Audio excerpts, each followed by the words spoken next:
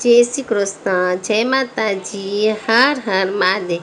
આજે આપણે શનિ દોષ નિવારણ માટે શું કરવું જોઈએ તેના વિશે જાણશું થોડાક ઉપાયો। જય શનિ મહારાજ કી જય। શનિ દોષ નિવારવા માટે પ્રત્યેક શનિવારે વડ તથા પીપળાના વૃક્ષની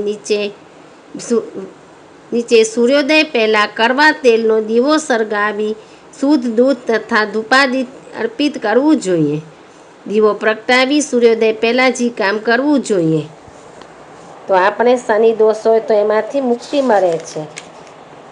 બીજો ઉપાય, શનિવારના દિવસે વાનરો તથા કાળા કૂતરાને લાડુ ખવડાવવાથી પણ શનિના કુપ્રભાવનું શમન થઈ જાય છે।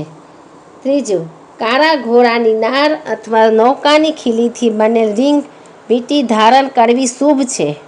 4. શનિવારે પોતાના હાથના માપનો 19 હાથ લાંબો કાળો દોરો લઈ એને વણીને માળાની જેમ ગળામાં પહેરવો। આ પ્રયોગથી શનિની અનિષ્ટતા શાંત થઈ જાય છે। 5. શુક્રવારની રાત્રે કાળા ચણા પાણીમાં પલાળી દેવા। શનિવારે આ ચણા કાચા કોલસા, હળવું લોખંડનું પતરું એક કાળા વસ્ત્રમાં બાંધી માછલીઓ વચ્ચે નાખી દેવું। પૂરા 1 વર્ષ સુધી આ ક્રિયા કરવી।